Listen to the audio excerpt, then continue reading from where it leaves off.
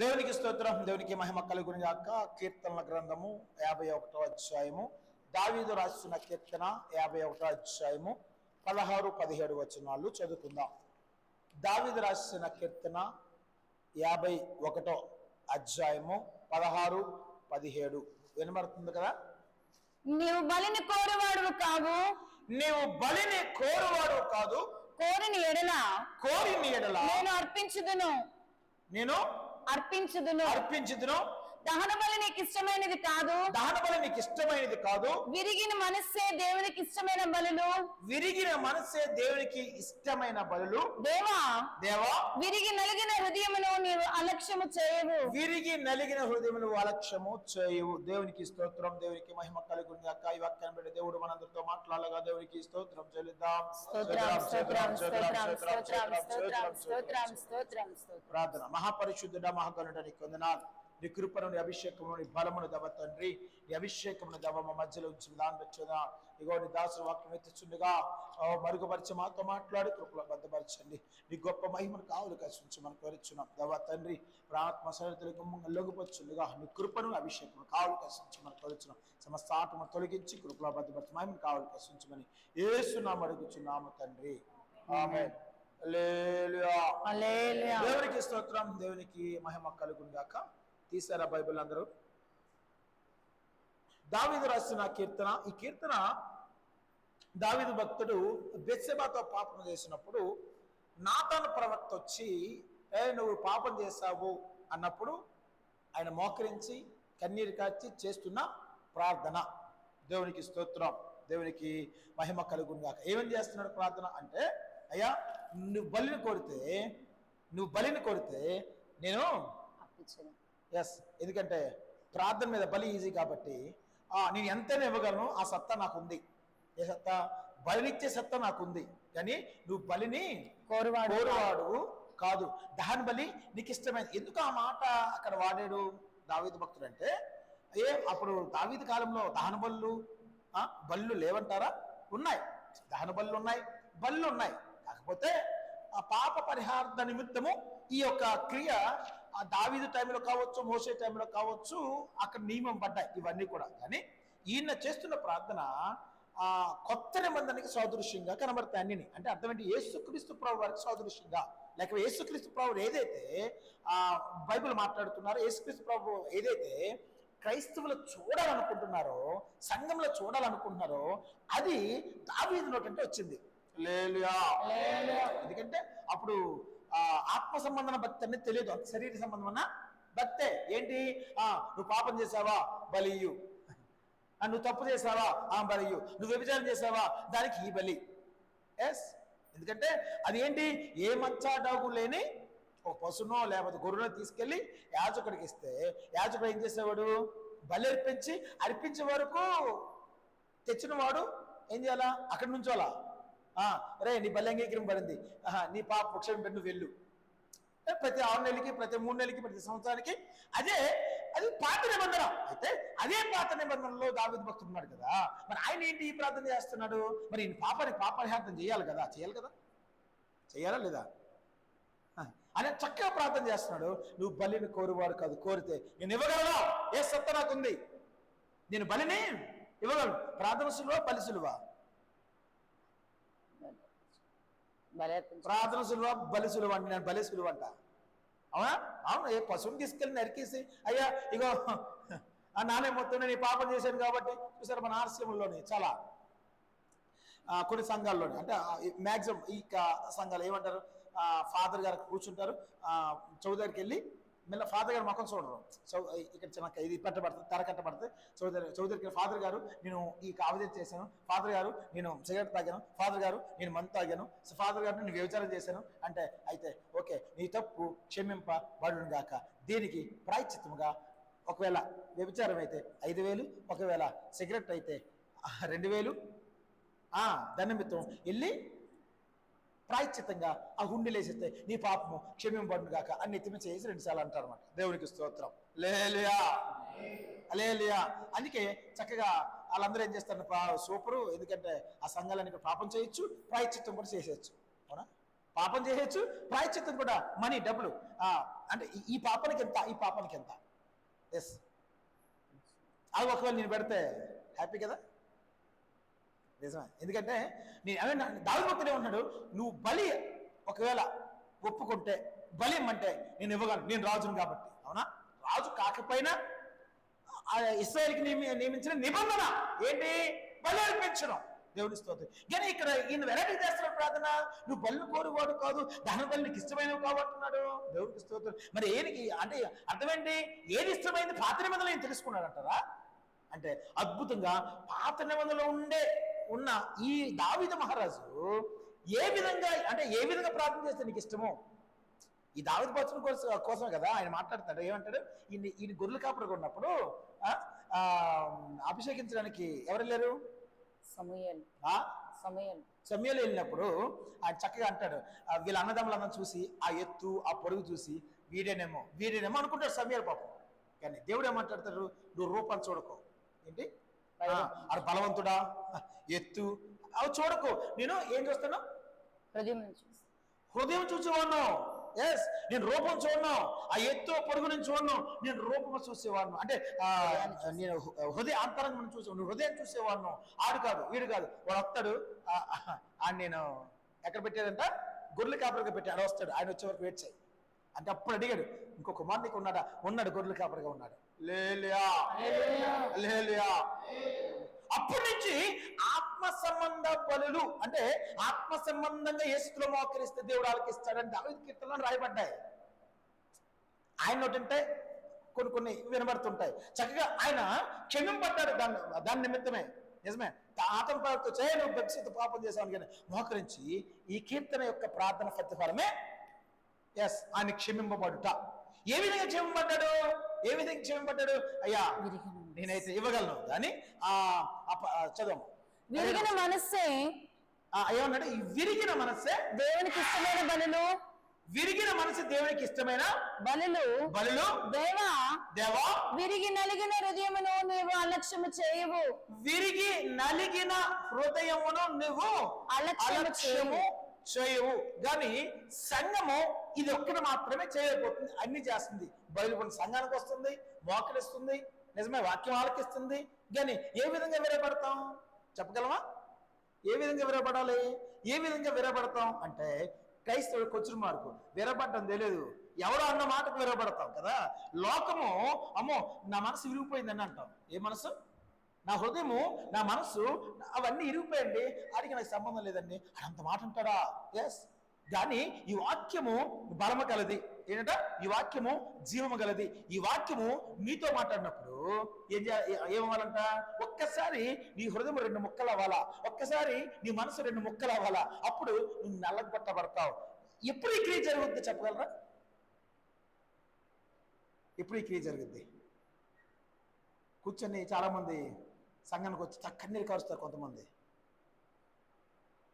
బాగా కన్నీరు కారుస్తారు, చాలా మంది కన్నీరు కారుస్తుంటారు. కానీ కొంతమంది నిజమైన కన్నీరు, కొంతమంది ఏంటి అమ్మ తిట్టిందో, లేకపోతే మామ తిట్టాడో, లేకపోతే తోడుగోళ్ళు దొప్పిందో, లేకపోతే లోకం నన్ను ఇలాగందో దూషించిందో, నన్ను సరిగ్గా చూసుకోవట్లేదో, నా భర్త నన్ను కొట్టాడో, నా భర్త నన్ను దూషించాడో. నేను చెప్తున్నాను ఎస్, ఆ భాకరించి అయ్యా నా గురించి నీకు తెలుసు కదా, సమస్య తెలుసు, నా గురించి నీకు తెలుసు కదా అంటూ, అయ్యా నువ్వు పరిశుద్ధుడు, నువ్వు కనికర, ఆయన కనికరాన్ని, ఆయన దీన మనసును, ఆయన పరిశుద్ధును మనం ఏం చేస్తాం, ఆయనకి గుర్చేస్తాం. అవునా? అదే ప్రార్థన, అదే కన్నీరు. ఆయన పరిశుద్ధతను క్రైస్తవులు ఎలాగైతే సంఘాలు ఆయన పరిశుద్ధులు, అయ్యా నువ్వు నీతి గలవాడు కదా, నీతి గలవాడు ఆయన ప్రకటించుకున్నాడు, నేను దీన మనసు గలవాడిని ఆయన ప్రకటించుకున్నాడు, మరి నువ్వేంటి, నువ్వు దీన మనసు గలవాడు కదా. దావీదు భక్తుడు అద్భుతమైన ప్రార్థన చేస్తాడు. ఏ ప్రార్థన అంటే, అయ్యా నా నీతికి ఆధారమగు దేవా, నా నీతికి అంటే అయ్యా నువ్వు నీతివంతుడు కదా, ఆ నీతి నాకి అలా ఆల్రెడీ ఆ నీతి నాలో ఉంది కాబట్టి నా నీతికి ఒక ఆధారము, ఒక ప్లాట్ఫార్ము నీవే. ఎస్, నేను పరిశుద్ధంగా ఉన్నానంటే దానికి ఆధారము నీవే, నేను నీతిగా ఉన్నంటే దానికి ఆధారం నీవే. అందుకే ఆధారమగు దేవా, నా నీతికి ఆధారమగు దేవా, నా పరిశుద్ధతకు ఆధారమగు దేవా, నా కన్నీరికి నీవే ఆధారం కదా, ఆధారమగు. అది ప్రార్థన. క్రైస్తవుడు ప్రార్థన చేయడం రాదు. ఏమంటారు? హల్లెలూయా. హల్లెలూయా. ఆయన పరిశుద్ధుడు. అయ్యా నువ్వు పరిశుద్ధుడు కదా, అవసరమా? దావీదు భక్తులు ఏం చేస్తున్నాడు? నువ్వు బలి కోరుతున్నా ఇవ్వగలను, దాని బలి నీకు ఇష్టమైన కావు, కానీ విరిగే మనసు నీకు ఇష్టమైన బలు అంటుడు. కింద వచనంలో అంటాడు, దేవా, విరిగి నలిగిన మనసు నువ్వు అలక్ష్యము చేయవు. చేయవు. దేవునికి స్తోత్రం, దేవునికి మహిమ కలుగును గాక. నిజంగా మనం ఈ దినాన్న దేవుని వాక్యం చేత, దేవుని మాట చేత బలముగా విరవబడుతున్నామా? దేవుని స్తోత్రం. దావీదు భక్తుడు పాపం చేసిన తర్వాత నాతాను ప్రవక్త వచ్చి, అర్థమవుతుందా? చివరి వరకు కనబడుతుంది కదా సిస్టర్, వినబడుతుంది కదా? పాపం చేసినప్పుడు వచ్చి నువ్వు పాపం చేసావు అన్నప్పుడు దావీదు భక్తుడు పాపం అని తెలీదా?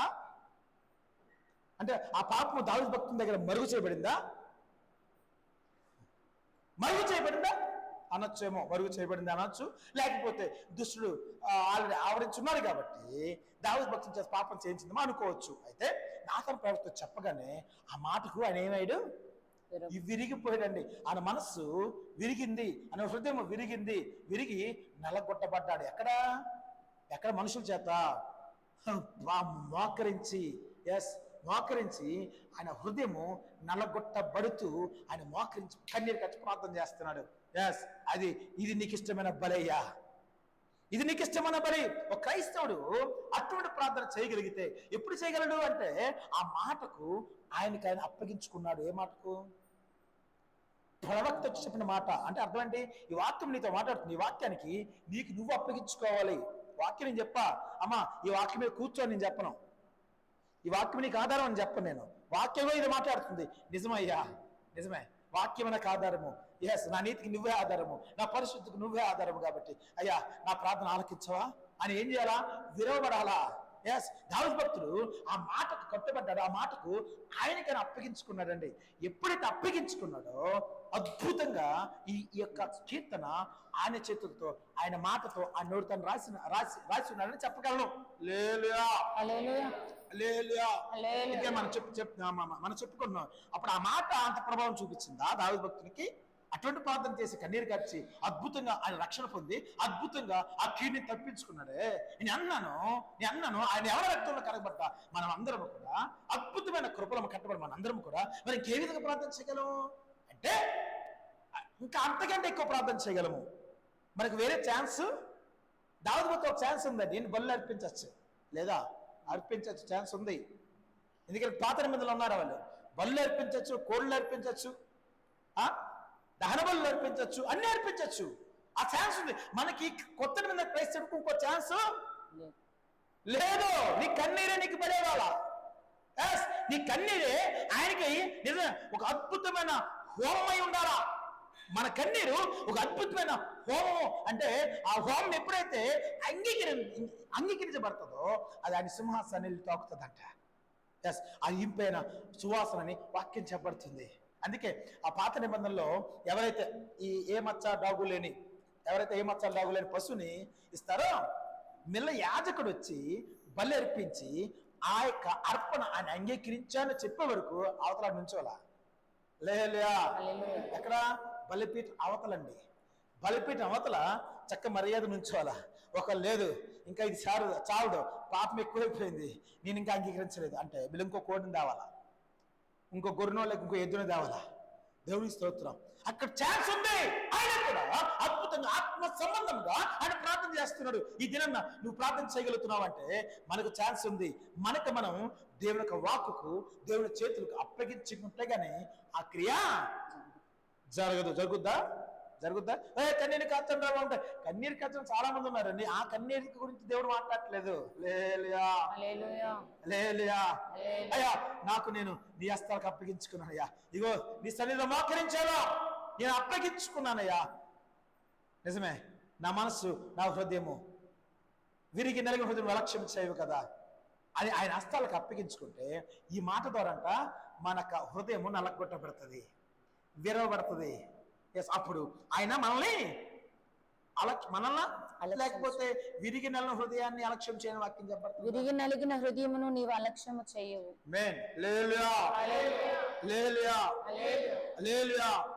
ఎందుకు ఆ మాట అక్కడ చెప్పబడింది అంటే నన్నను ఈ వాక్యము మనం చెప్పుకున్నాం, బలము జీవము గలదై బలము గలది, రెండంచుల ఖడ్గము కంటే ఎటువంటి ఖడ్గము కంటెను పదునైంది అని వాక్యం చెప్పబడుతుంది.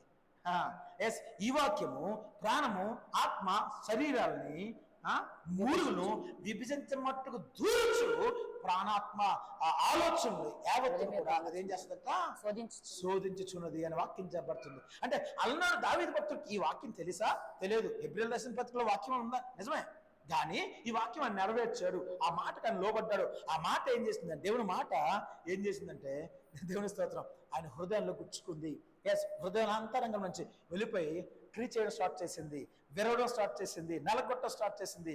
ఎస్, స్టార్ట్ చేసింది కాబట్టి అంటున్నాను, ఎప్పుడైతే అటువంటి ప్రార్థన దావీదు భక్తుడు చేశాడండి, అద్భుతమైన కృపలో కట్టబడ్డాడు. ఇదేనా సంఘమన మనము అంత అద్భుతమైన కృపలో కట్టబడాలి. ఎందుకు తెలుసా ఆ మాట అనగలుగుతున్నాను? ఒక అద్భుతమైన కృపలో కట్టబడ్డాడని. ఆయన ఎప్పుడైతే ఆ ప్రార్థన చేశాడో, దేవునికి స్తోత్రం, ఎప్పుడైతే ఆ ప్రార్థన చేయగలిగాడో, హల్లెలూయా హల్లెలూయా, చనిపోయినంత వరకు పాపం చేయడానికి అవకాశం వచ్చినా పాపం చేయలేదంట. అవునా? చేసినట్టు వాక్యం చెప్పట్లేదు. ఒక్కసారే దేవునికి స్తోత్రం, దేవునికి మహిమ కలుగును గాక. హల్లెలూయా హల్లెలూయా.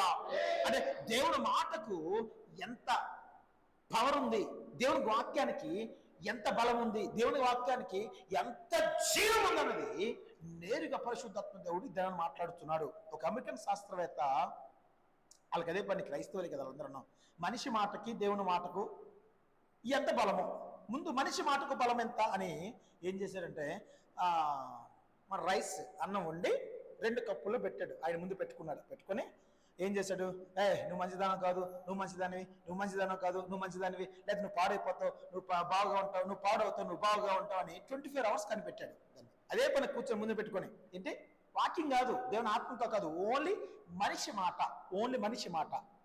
ఏమన్నాడు, నువ్వు పాడైపోతావు, నువ్వు బాగుంటావు, నువ్వు పాడైపోతావు, నువ్వు బాగుంటావు. 24 hours దాటిన తర్వాత పాడైపోతావు అన్న అన్నం చివికిపోయిందండి.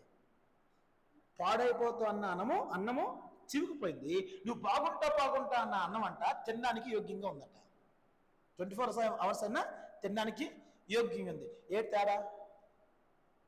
నిజమే, ఆయన రాసుకొచ్చాడు. అంటే మనిషి మాటకి ఇంత పవర్ ఉందా, ఆ శక్తి ఉందా? అంటే మరి దేవుని మాటకు, దేవునికి వాక్యానికి, ఆ అమ్మాయిగా చూడకుండా నచ్చినట్టు ఆడుకుంటుంది, నాకా చూడాలా? సిస్టర్ స్తోత్రం, చూడకండి, నాకా చూడండి, ఆలకించండి. అవి ఉన్నాయమ్మా, తిరగనే. హల్లెలూయా హల్లెలూయా హల్లెలూయా హల్లెలూయా. నేను ఎక్కడ ఆపాను? దేవుని మాట, దేవునికి స్తోత్రం. అంటే మనిషి మాటకే అంత బలం ఇవ్వబడితే దేవుని మాటకి ఎంత బలం ఇవ్వబడింది, దేవునికి వాక్యానికి ఎంత బలం ఇవ్వబడింది, దేవుడికి ఎంత బలం ఇవ్వబడింది. దేవుని వాక్యం అంటే ఎవరు? యోహాను సువార్త 1:1 ఏం చెప్పబడుతుంది? నేనే వాక్యాన్ని అని వాక్యం చెప్పబడుతుంది. ఈ వాక్యమే శబ్దము, అంతే కదా? శబ్దం ద్వారా ఈ వాక్యం వచ్చింది. అంటే అర్థం ఏంటి? మాటే వాక్యము, అర్థమైందా? ఆ వాక్యమే ఆయన. రివర్స్ చెప్పొచ్చు, ఎలా చెప్పినా ఆయనే వస్తాడు. దేవునికి స్తోత్రం. అంటే ఉట్టి మనిషి మాటకే నువ్వు పాడైపోతావు అంత ప్రభావం చూపిస్తే కదా, మరి దేవునికి వాక్య, దేవుని మాటకి ఎంత ప్రభావం చూపించాలా? ఎంత బలం ఉంది? అది జీవము గలదు కదా. అవునా? నిజమే. అందుకే ఎప్పుడైతే ఆ ప్రవక్త మాట్లాడగానే ఈయన మనసు విరిగిపోయిందండి. పాపం చేసావు, ఇది పాపమా? తెలియదా? పాపమే, కానీ మరుగు చేయబడింది అక్కడ పాపం దావీదు భక్తునికి. ఏమో మన కొరకేమో నిజమే. ఫరో గురించి ఒక మాట అంటాడు, ఫరోనంట ఆయన ఏర్పాటు చేసుకుంటాడంట. ఎవరి కోసం అంట? ఆయన శక్తిని చూపించడానికంట ఫరోని దేవుడు ఏర్పాటు చేసుకున్నాడు. లేదా ఇశ్రాయేలు బుద్ధి రాదట. దేవునికి స్తోత్రం, దేవునికి మహిమ కలుగును గాక. హల్లెలూయా హల్లెలూయా. అంటే మరి దావీదు భక్తుడు నా హృదయానుసారుడు కదా. ఎవరు హృదయానుసారుడు? దేవుని యొక్క హృదయానుసారుడు. దేవుని యొక్క హృదయం ఏంటో దావీదు భక్తుడు అలాగే ఉంటాడట. హృదయానుసారుడు అంటే అర్థం ఏంటి? దేవుని యొక్క హృదయం ఏంటో సేమ్ ఆ హృదయాన్ని అనుసరించేవాడు దావీదు భక్తుడు. మరి దేవుళ్ళ పాపం లేదు కదా. అవునా? హల్లెలూయా హల్లెలూయా. ఉందా దేవుళ్ళ పాపం? ఉందా? దేవుళ్ళ పాపం లేదు. దేవునికి స్తోత్రం, దేవునికి మహిమ కలుగును గాక. ఒకవేళ దావీదు భక్తుడికి మంచి ఒక బిరుదు అనొచ్చు. ఏంటంటే ఎస్ నా హృదయానుసారుడు. హృదయానుసారుడే. మరి ఎందుకు ఆ స్థితిలో ఈ కీర్తన రాయబడింది? పాపం చేశాడు, ఆ పాపం తెలుసుకోని స్థితి. నేను అంటాను ఎస్, మన కొరకేమో మరుగు చేయబడింది ఆయనకి. ఆ ప్రార్థన అద్భుతంగా ఆయన ఒక్కడే చేయగలడు. అటువంటి ప్రార్థన మళ్ళీ ఇక్కడ మనకి ఈ గ్రంథాల్లో ఎంత అద్భుతమైన ప్రార్థన అక్కడ కనబడదు. దావీదు భక్తి సూపర్, మంచి అద్భుతం. ఆయన కన్నీరు కాచం కావచ్చు, ఏదైనా కావచ్చు. ఎందుకంటే అద్భుతంగా ఆయన విరవబడ్డాడు. అద్భుతంగా ఎప్పుడైతే విరవబడ్డాడో ఆయన క్షమింపబడ్డాడు. ఎస్, నిజంగా మనకి మనం ఆయనకి అప్పగించుకోగలుగుతున్నామా? చెప్పాలా? అప్పగించుకోగలుగుతున్నామా? యేసుక్రీస్తు ప్రభువారు లోకాసువార్తలో రాయబడింది, నాకు అది చూడండి, చదవకలేదు. యేసుక్రీస్తు ప్రభువారు కొండ మీద ప్రసంగం చేస్తూ అక్కడ ఎంతమంది? 5,000 మంది ఆయన దగ్గరికి వచ్చారు. 5,000 మంది వచ్చారు. ప్రసంగం అయిపోయిన తర్వాత ఏమన్నాడు ఆయన? అందరూ భోజనం పెట్టమన్నాడు. భోజనం పెట్టమంటే ఏమున్నాయి దగ్గర? శిష్యులు కావచ్చు, జనాల దగ్గర కావచ్చు, ఏమున్నాయి? 2 చేపలు 5 రొట్లు తప్ప ఇంకేమీ లేవు. ఆయన అన్నాడు, అయితే ఆ 2 చేపలు 5 రొట్లు మీరు అందరూ కూర్చోబెట్టినారు నా దగ్గర తిండి. మీరందరూ కూర్చోబెట్టండి. నిజమే, ఈయన మాటకు వాళ్ళు తలవగ్గారు. ఉన్నవేమో 5 చేపలు, 2 చేపలు, ఉన్నవేమో 5 రొట్లు. ఈ 5 రొట్లు 2 చేపల్ని నేను పెడతాను, మీరు కూర్చోమనండి. ఇంకా అప్పటికి ఇంకా ఆశీర్వదించలేదు. అప్పటికి వీటిని ఇంకా 12 గంపలకి 5,000 మంది తిన్నందుకు చేయలే, ఇంకా ఆశీర్వదించలే. ముందేమన్నాడంటే నా చేతి తిండి, ఆ తర్వాత కూర్చోబెట్టండి. ఎస్, వాళ్ళందరూ కూర్చోబెట్టారండి. శిష్యులు తెచ్చి ఆయన చేతికి ఇవ్వగానే ఆయన ఎత్తుకొని ఆకాంక్ష చూచి ముందు వాటిని ఆశీర్వదించంట దాన్ని విరిచి ఏం చేశాడు? వడ్డించడం స్టార్ట్ చేశాడు. ఎస్, ఆయన చేతుల్లో పెట్టబడిన తర్వాత క్రియ జరిగింది. ఆయన చేతుల్లో పెట్టబడిన తర్వాత ఆ క్రియ జరిగింది. ఎస్, రొట్టె విరవబడింది, ఆ 2 చేపలు విరబడ్డాయి. విరబడిన తర్వాత 5,000 మంది తృప్తిగా తిన్న తర్వాత 12 గంపలకి ఎత్తారని వాక్యం చెప్పబడుతుంది. నేను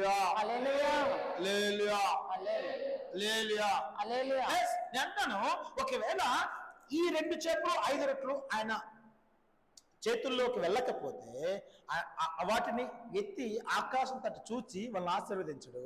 వాటిని ఆశీర్వదించకపోతే, ఆశీర్వదించి ముక్క విరిచి వడ్డించిన వాళ్ళకి ఇవ్వకపోతే 5,000 మంది తృప్తిగా తినలేరు, 12 గంపలు మిగలకపోను. నేను అంటాను, 2 చేపలు 5 రొట్టెలు సమానంగా, అవి 5 రొట్టెలు చాలా 5 రొట్టెలు కాబట్టి ఎక్కువ విరవబడ్డాయి అని లేదు, 2 సమానంగా ఆశీర్వదింపబడ్డాయి. రొట్టె అనగా జీవాహారము, చేప అనగా మనమే.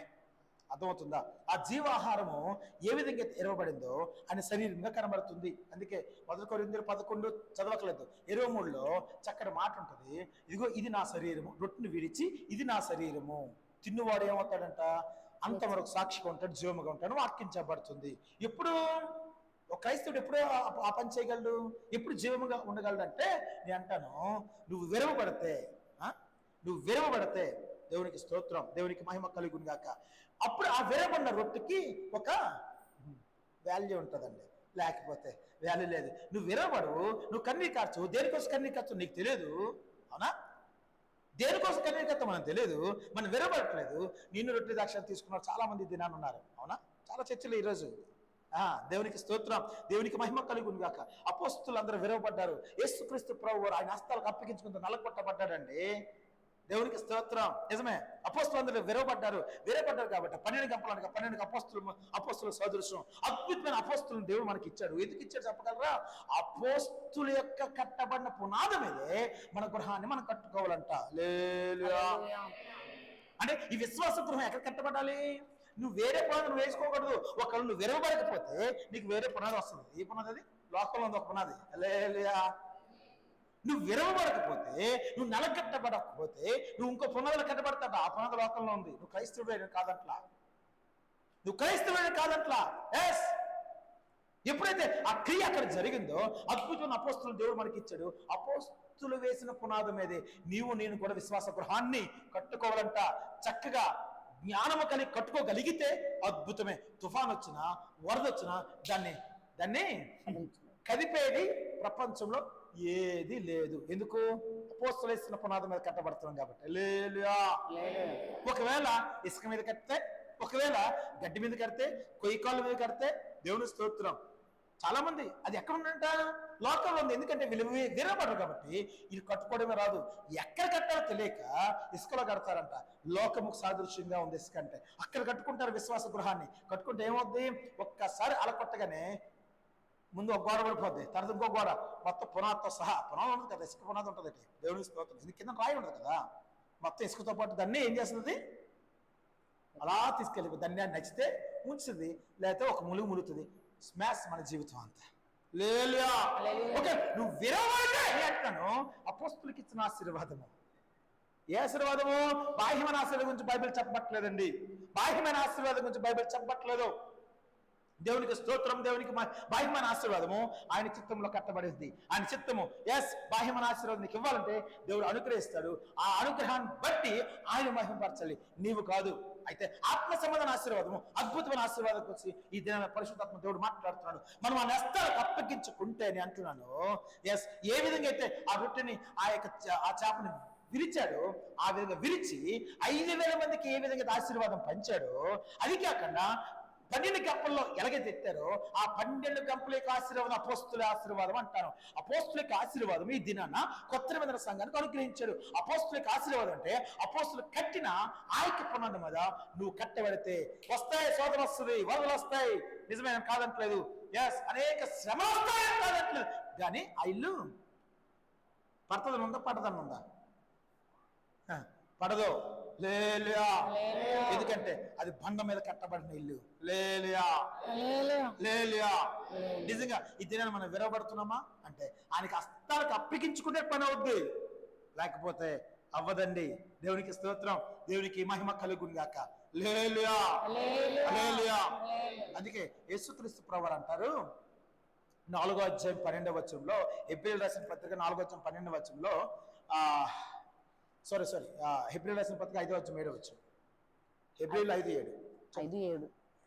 శరీరధారి అయిన దినములలో మహారోదనముతోనూ కన్నీళ్లతోనూ తన్ను మరణము నుండి రక్షింపగలవానికి ప్రార్థనలు యాచనలు సమర్పించి భయభక్తులు కలిగి ఉన్నందున ఆయన అంగీకరింపబడను. దేవునికి స్తోత్రం. దేవునికి మహిమ కలుగును గాక. యేసుక్రీస్తు ప్రభువు ఈ వాక్యం చాలాసార్లు మీకు చెప్పాను.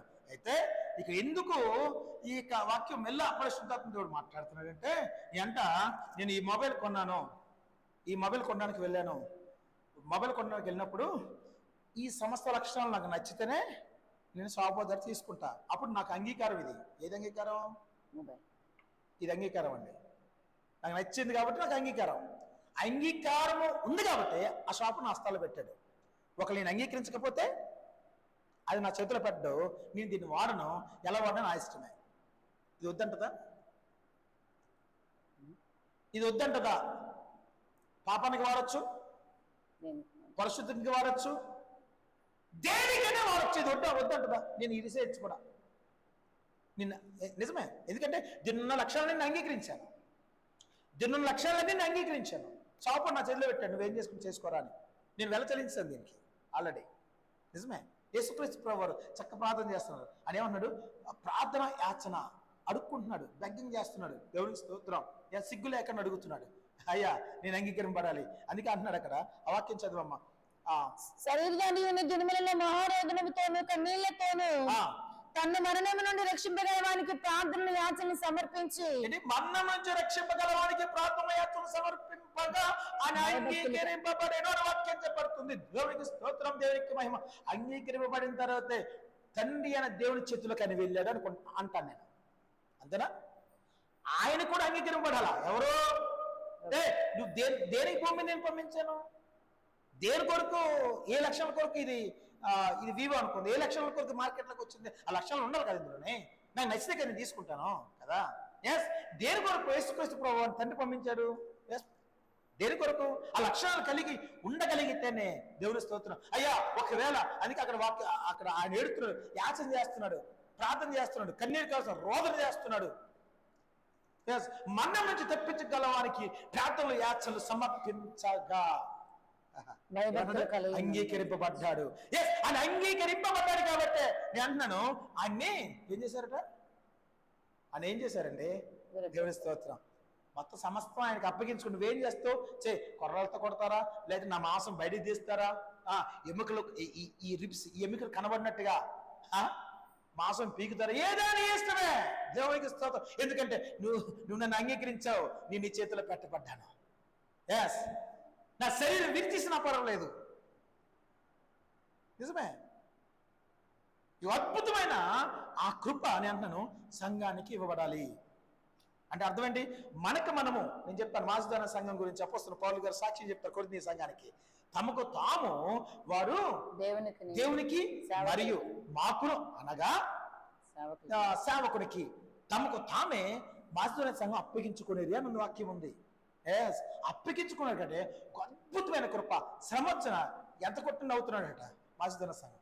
ఎంత గెలినా ఎంత కోణాలతో కొట్టినా వాళ్ళకి సంతోషం ఉంటుందా మనకి? ఏ కృప కట్టబడ్డారు వాళ్ళు? ఏ కృపలో కట్టబడ్డారని? సంతోషించే కృప. నువ్వు చంపేస్తావా? చంపే. శోధన కొడుతుందా? కొట్టు. కానీ మీరు సంతోషిస్తూ ఉంటాం. అట్టి కృప పరిశుద్ధాత్మ దేవుడు మాకు మనందరికి అనుగ్రహించును గాక. నిజంగా ఆ కృపలో సంఘం కట్టబడాలి. ఎప్పుడు కట్టబడుతుంది? కానీ క్రైస్తవుడికి ఏం తెలియదంటే అప్పగించుకోవడం తెలియదు. అప్పగించుకోవాలంటే ఒక క్రియ ఉండాలి. ఏంటంటే దేవుడు ఎందుకు దేని కొరకు నేను రక్షించాడు, యేసుక్రీస్తు ప్రభువుని దేని కొరకు భూమి మీద పంపించాడు చెప్పగలరా? దాన్ని ఒక యేసుక్రీస్తు ప్రభువు తప్పితే అని అంగీకరింపబడడం లేలియా. ఒక నీవు తప్పితే నేను అన్నాడు, నేను పరిశుద్ధిని గనక మీరు పరిశుద్ధంగా ఉండండి. నేను దీన మనసు గలవాని గనక మీరు దీన మనసు గలవానిగా ఉండండి.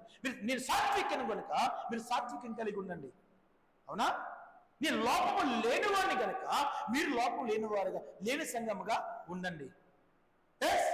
ఏంటన్నాడు? ఆ లక్షణాలు ఉంటేనే నువ్వు అంగీకరించబడతావు. అప్పుడు ఆయన చేతులకు వెళ్తావు.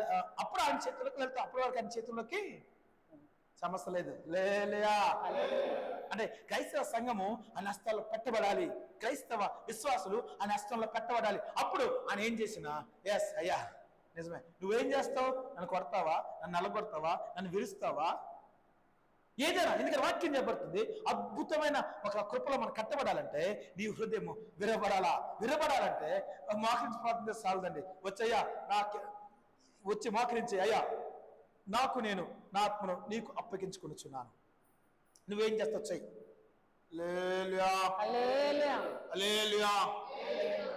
ఎప్పుడైతే ఆశ్రమం మనం కట్టబడతామో అంటున్నాను దేవుడు ఒక నూతన కార్యము మన జీవితంలో చేస్తాడు. నిజమే. ఆదాముకి ఒక వెముక తీసి ఏం చేశాడు? స్త్రీని చేశాడు. తీసాడా విరిచాడా? అక్కడ తీసినట్టుంది. అంటే అర్థం ఏంటి? విరిచినట్టే కదా. అవునా? ఆదం యొక్క అంటే మొదటి ఆదం యొక్క ఒక ఎముక తక్కువ అన్నాడు. ఎముక ఈ కడపట ఆదం ఉన్నారే ఒక్క ఎముక కూడా విరికి వేయబడదని వాక్యం చెప్పబడుతుంది. కీర్తన గ్రంథంలో చెప్పబడుతుంది ఒక్క ఎముక కూడా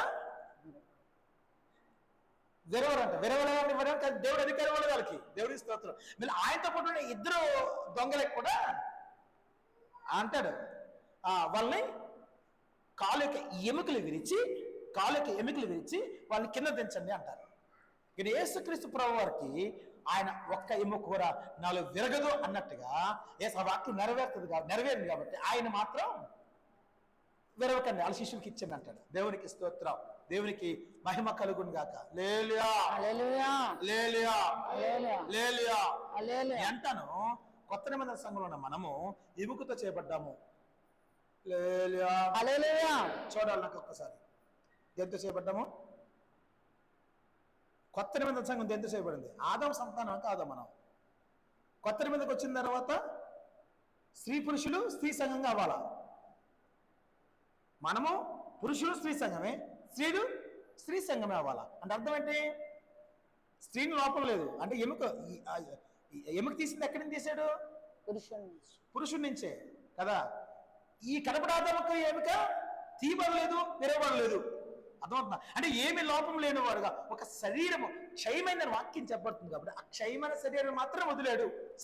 ఆ క్షయమైన శరీరాన్ని ఆయన విరిచి మన రొట్టిగా మనకి ఇచ్చాడు. దేవునికి స్తోత్రం. అంటే ఈ కొత్త నిబంధన సంఘం అనే స్త్రీ ఏ విధంగా ఉండాలా? దేవునికి స్తోత్రం, దేవునికి మహిమ కలుగును గాక.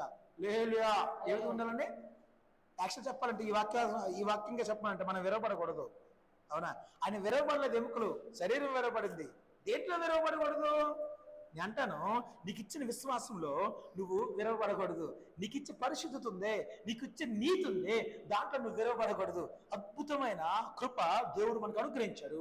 అప్పుడు ఏ లోపము లేని సంఘముగా ఆయనకి మనము ఎదురు వెళ్ళగలము. అంటే కన్యక, లేకపోతే పెళ్లి కుమార్తె, లేక స్త్రీ సంఘము, చాలా పేర్లు పెట్టబడ్డాయి. దేవునికి స్తోత్రం, దేవునికి మహిమ కలుగును గాక.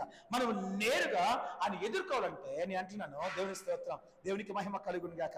ఆదాము సంతానమే కాదంటలేదు, కానీ ఆదాము ఎముక విరిచేయబడింది, ఎముక తీసివేయబడిన ఒక స్త్రీ చేయబడింది అని స్త్రీ సంఘం యొక్క లక్షణం ఏ విధంగా ఉండాలంటే, దేంట్లో కూడా ఒక హృదయం తప్ప, ఆత్మ సంబంధమైన మనసు తప్ప దేంట్లో కూడా పరిశుద్ధులు కానీ, నీతిలో కానీ, ఇంక దేంట్లో దీన మనసులో కానీ, సాత్వికలో దేంట్లో కూడా ఏమవ్వదంట, విరవబడకూడదు. విరిస్తే మళ్ళీ అతకదాం.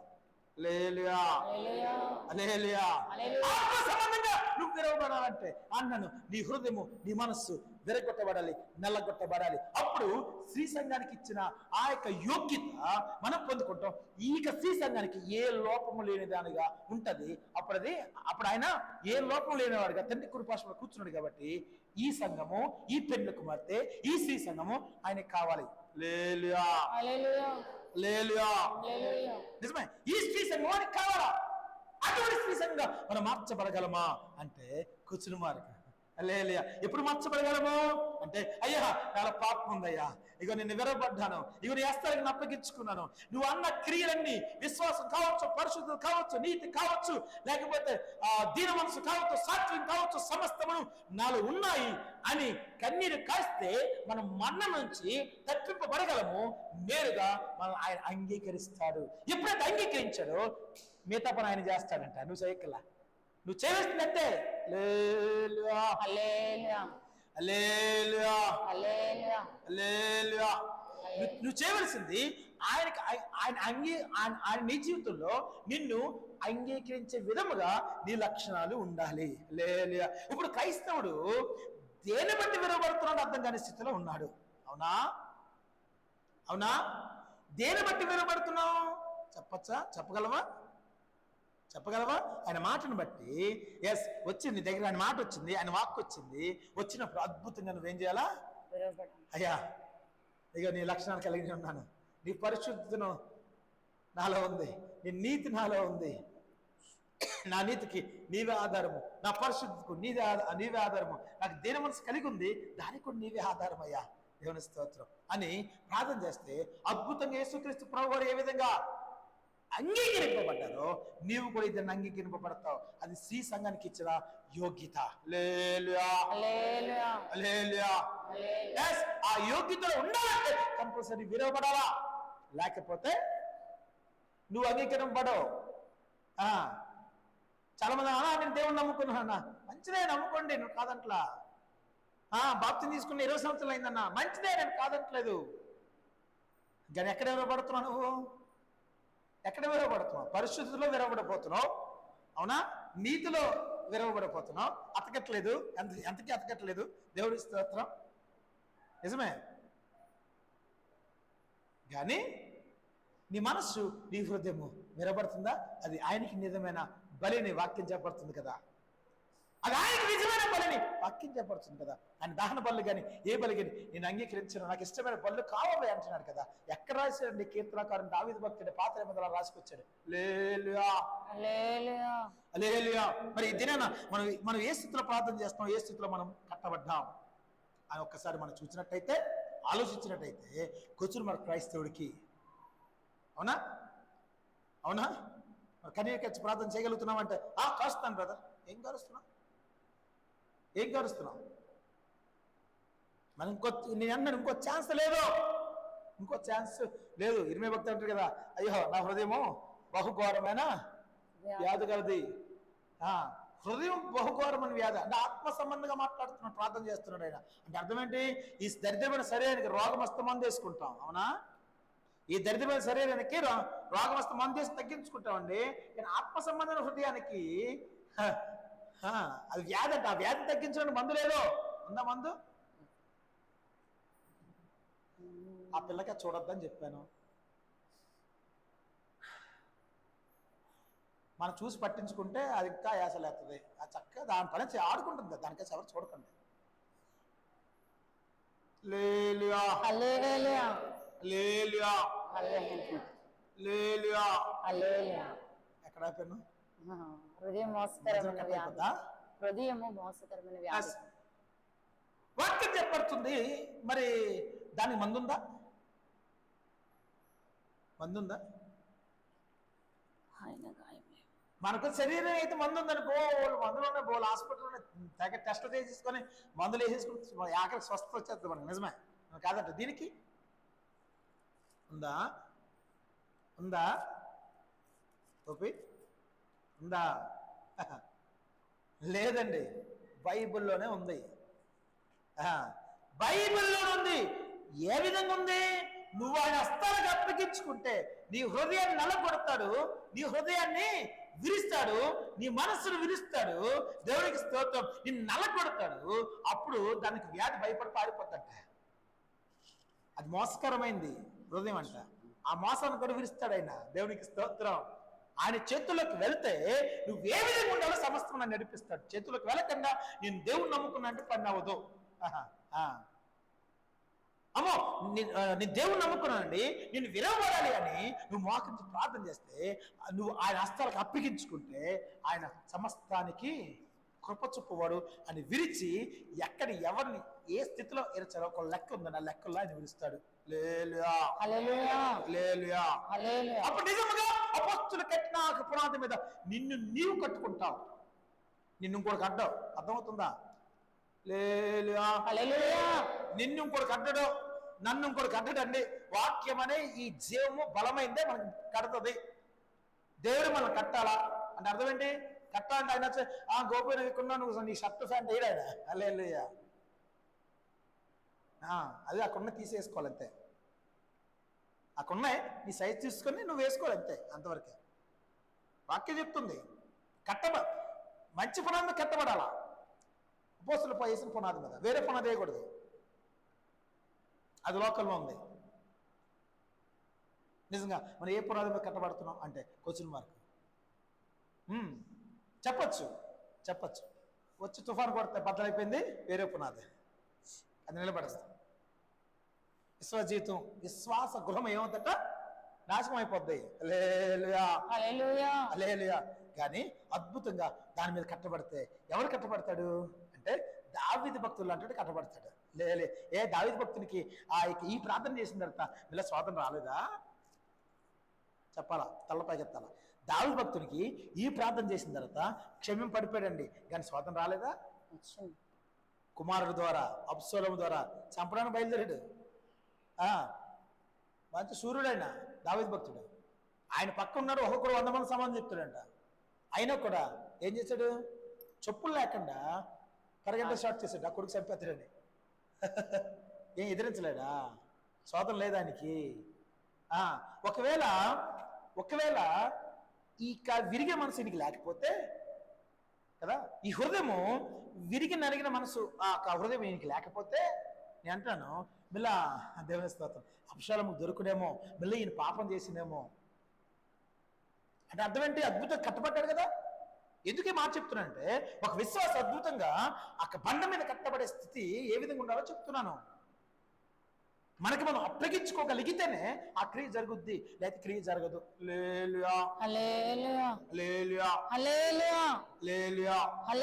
ఎందుకంటే యోబు గ్రంథం 4:18 అంటాడు, ఆయన సేవకులు చూడట్లేదు, నాకు చూడండి చాలు. ఆయన సేవకులను ఆయన నమ్మట్లేదంట. అంటే దూతుల్లో లోపాలు ఎతికే వరకు కనబడుతున్నాడు. దూతల లోపాలు, దేవదూతల లోపాలు ఎదుగుతున్నాడట. యోబు గ్రంథం 4:18 నిజమే. అంటే మరి నీ లోపం నా లోపం ఎత్తకడా? లోపం అర్థం ఏంటి? కటౌట్ బాగుంది కాబట్టి, కటౌట్ అంటే పై భాగం అంటే మంచి తలబట్టలు వేసుకున్నాను కాబట్టి దేవుడిస్తున్న లోపం లేనట్ట కాదండి. నేను తెల్లబట్టలు వేసుకుని మంచిగా మాట్లాడి ప్రసంగిస్తాను కదని నా లోపం లేనట్ట. లోపాలని ఎత్తికి కనబడుతున్నాను కాబట్టి ఈ లోపము ఒకవేళ ఆ లోపము గలిగి మనం ఉన్నామా ఉంటే అంటున్నాను, లోపాన్ని కనిపెట్టేవాడు, లోపాన్ని తీర్చేవాడు, హృదయ సంబంధం వ్యాధిని పోగొట్టేవాడు ఆయన మాత్రమే. ఎస్, ఏ విధంగా పోగొట్టగలగంటే నువ్వు ఆయన మనకి భక్తి ఆయన అంగీకృతం కావాలా. ఆ అంగీకృతం అయినట్టయితేనే నువ్వు ఆయన హస్తలకు సంపూర్ణంగా వెళ్ళగలవు. అప్పుడు అద్భుతంగా నిన్ను ఏ విధంగా భక్తి చేయాలా అని జ్ఞానం ఇచ్చి నడిపిస్తాడు. ఎస్, చేసేటప్పుడు అంటానండి, కట్టు నీ విశ్వాస గృహం కట్టుకున్నప్పుడు అంట వాళ్ళు శోధన వస్తాయని కాదట్లేదు. ఇక్కడ శాశ్వత కాలము దావీదు భక్తుడు శాశ్వత కాలం చనిపోయినంత వరకు మిల్ల ఈ పాపం అనే శోధన అర్థమవుతుందా ఆయన దగ్గరికి రాలేదు. వెళ్ళిందా వెళ్ళలేదా? ఎందుకు వెళ్ళలేదు? ఇప్పుడు చెప్తుంటా, ఒక వాక్యం మీకు చెప్తుంటా, కీర్తన గ్రంథం 6:7-8 చెప్తుంటా. నా రోదన ధ్వని దేవుడు విని ఉన్నాడు, పాపం చేయవాళ్ళరా మీరందరూ నా యుద్ధ నుంచి తొలగిపోండి. అద్భుతమైన ప్రార్థన, నాకు నచ్చుతుంది ఆ వాక్యం. ఆ వాక్యం అంతా నచ్చుతుంది, నిజమే, అద్భుతం. ఎందుకు ఆ మాట అన్నాడు? ఎవరిలో ఉన్నారు? ఆయన పక్కుంటే ఆ సైనికులు ఊరుకుంటారేటి? పాపం చేసేవారు శత్రువు అనుకుందాం, శత్రువు దావీదు పక్కన ఉంటే సైనికులు ఊరుకోరు సార్. దావీదు పక్కన ఊరుకోరు బాహ్యంగా. నువ్వు శత్రువుకి నేను చంపుతా అంటాడు. గొల్లెత్తని చెప్పినట్టు ఈజీగా చంపేస్తాడు. కానీ ఇది ఆత్మ సంబంధమైన శత్రువు. ఎక్కడున్నారు వీళ్ళు? పాపం చేసేవారు అంతరంగంలో ఉన్నారు, హృదయంలో ఉన్నారు. ఆ కృప దేవుడు నా రోదంతో ఆలకించున్నాడు. నేను విరిగి నలిగిన మనసుతో ప్రార్థన చేశాను, ఆయన నేను విరిచాడు, నల్లగొట్టాడు. ఇగో ఇంక నేను పాపం చేయను కాబట్టి పాపం చేయవల్లరా మీరు నన్ను వదిలి వెళ్ళిపోయినాను. కానీ ఆ గుంపే లేదంట ఆయన దగ్గర. క్రైస్తుడు ఆ ప్రార్థన చేయలేకపోతున్నాడు. క్రైస్తుడు ఇదేనా ఆ ప్రార్థన చేయలేకపోతున్నాడు. అమ్మో, శరీర వ్యాధి గురించి ప్రార్థన చేసిన ఉన్నారు, ఆత్మ సంబంధమైన వ్యాధి గురించి ప్రార్థన చేయట్లేదు. అవునా? శరీర వ్యాధి వచ్చినా నువ్వు అందులో చచ్చినా దేవుని స్తోత్రం, దేవునికి మహిమ కలుగునుగాక. నువ్వు మందు వేసుకోకపోయినా అంటున్నాను, అది నీకు స్వస్థ వచ్చినా లోన బాగోపోతే పరలోక రాజ్యం వెళ్ళాం. నువ్వు లోన హృదయము మనసు విరగకపోతే పరలోక రాజ్యం సమస్య లేదు. దేవునికి స్తోత్రం. ఎందుకు నమ్మకం? గణేష్ ఎవరు రారు కదా? గణేష్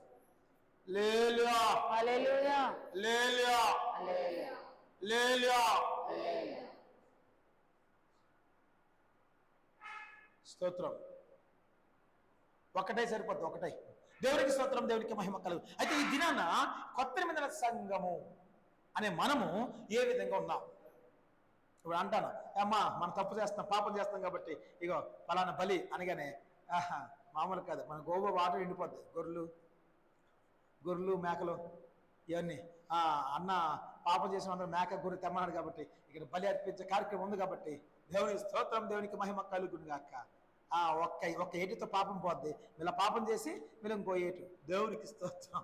లేలియా, నిజమే. అది కాదు భక్తి అంటే కదా. భక్తి అంటే అది కాదు. దేవుని స్తోత్రం. ఆత్మ సంబంధమైంది. బైబిల్ ఎప్పుడు డైరెక్ట్ ఇండైరెక్ట్ గా దేవుడు మాట్లాడతాడు. అలంకారం, ఉపమాలంకారాలు. ఎస్, ఏది మాట్లాడిన కదా. అది దావీదు భక్తుడు 6వ అధ్యాయం అంటాడు కదా, నేను కన్నీరు కాసి పరుపు తేలా వేచ్చు అంటే నిజంగా తాళ కొట్టుపోయిందా? కాదు, అలంకార రూపంగా రాయబడింది. లేలియా అంటే అంత కన్నీరు కాచాడైనా. ఎస్, అంత కన్నీరు ఎవరికి వస్తుంది? ఎవడో ఏదో మాట్లాడినా వస్తుందా?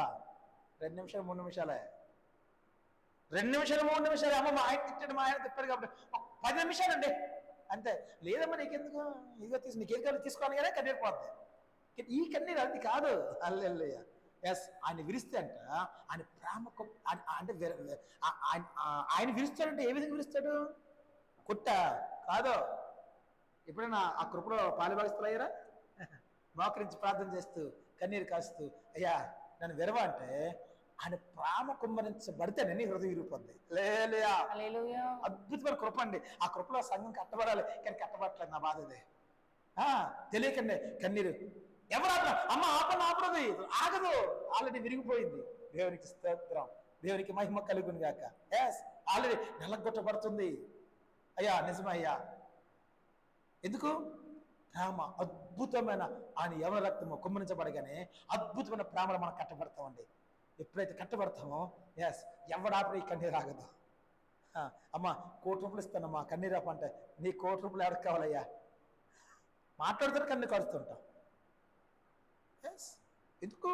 విరిగి నలిగిన మనసు ఆయన ఇష్టమైన బలులో నేను అంటాను. ఆ బలి మనం ఇవ్వగలుగుతున్నామా? క్రైస్తవుడు ఇవ్వగలుగుతున్నాడా?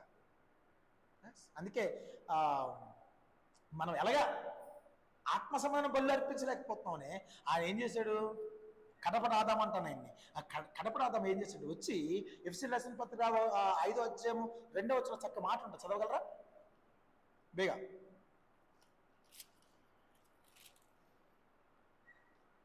క్రీస్తు మిమ్మల్ని ప్రేమించి పరిమళ వాసనగా ఉండుటకు మన కొరకు తన్ను తాను దేవునికి అర్పణముగాను బలిగాను అర్పించుకొనెను. అలాగుననే మీరును ప్రేమ కలిగి నడుచుకోండి. ఈ పని మనం చేయలేమని శరీర సంబంధమైన బలి అర్పించడానికి శరీర సంబంధమైన బలి నీకు అవసరం లేదు బాబు. ఆత్మ సంబంధమైన బలి నీకు కావాలి. ఎస్, పరిమళ వాసనగా ఉండుటకు. ఎస్, ఆ బలి మనకన్నా ముందు ఆయన అర్పించేశాడు. ఒక మానవుడు బలి అవుతానే కానీ, ఒక పరిశుద్ధుడు బలి అవుతానే కానీ ఎవరికి? దేవుని స్తోత్రం. ఇక సమాజానికి లేదా ప్రపంచానికి విడుదల లేదు, పాప క్షమాపణ అన్నది లేదు. కాబట్టి ఆయన అద్భుతమైన అవల రక్తం కార్చాడు. ఏ మచ్చ డాగు లేనివాడు రక్తం కారిస్తేనే ఆ కృపలో మనం కట్టబడతాము. ఆయన కార్చాడు మన కొరకు. ఆ కృపలో కట్టబడలేకపోతున్నాం. ఇది నా సంఘము. నిజమే. మీరు ఇచ్చేకలా చెయ్యకాలు నరుక్కోకలేదు, పేక నరుక్కోకలేదు, ఒకటే. దీన్ని నరుక్కొని చాలు, దీన్ని నలగొట్టుకొని చాలు, దీన్ని విరుచుకొని చాలు, దీన్ని నాకు లోపడండి నా హస్తాలకు. అది మీరు చెయ్యక్కలేదు, నా హస్తాలకు మీరు అప్పగించుకుంటే దేవుడి స్తోత్రం. ఏం చేయాలో అది చేస్తాను. ఏం చేసినా అర్థమవుతుందా? ఏం చేసినా లోబడాలా. నిజమే. మొన్న పర్వాల ఫాస్టింగ్ ప్లేస్కి 3 దినాలు వెళ్ళినప్పుడు నేను మాట్లాడి కూర్చున్న, పాస్టర్ గారు 2 మొక్కలు మాట్లాడేసి ముగిస్తారన్నమాట. మాట్లాడినప్పుడు నేను వాక్యం చెప్పి కూర్చున్న తర్వాత దేవుడు ఏం చేసినా అది మంచిగా చేస్తాడు కదా అని అడిగారు. అవునండి. అయితే ఒక మాట, దేవుడు మిమ్మల్ని చంపేస్తే మంచి చేసినట్టు చెడు చేసినట్ట అని అడిగారు. ఏం చెప్పాలి? దేవుడు నేను చంపేశాడు అనుకో, అర్థమవుతుందా? అది మంచి చెడు. దేవుడు ఎప్పుడు ఒక మాట, దేవుడు ఎప్పుడు మంచి చేస్తాడు, చెడు చేయడు. చెప్పాలా? ముగించేద్దాం.